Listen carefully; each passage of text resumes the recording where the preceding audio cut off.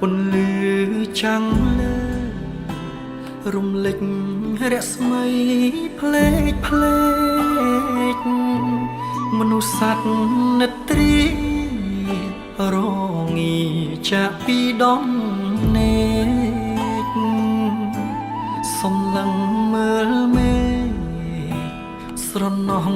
នឹករឿងកន្លង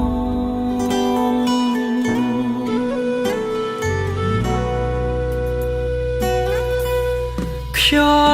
ល់ធ្លាក់ពីជើងអាំងភ្លើងភ្នំគោហេមន់ជុំនោវាយោត្រជាក់ឆ្អឹងក្នុងជនបទ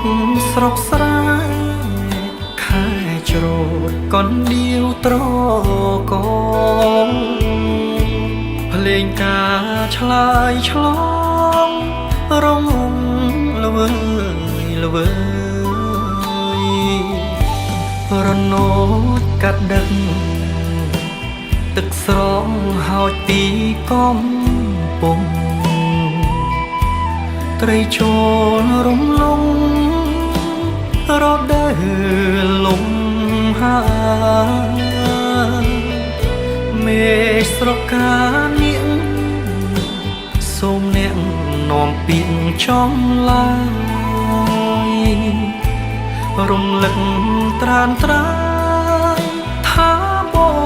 ងនឹកណាកាយបងរងាខ្វះភាព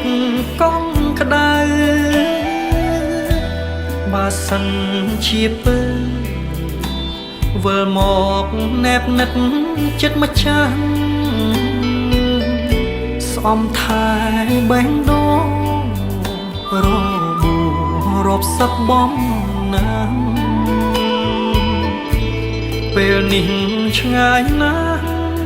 ឆ្ងាយណាស់ជើងមេជាគ្នា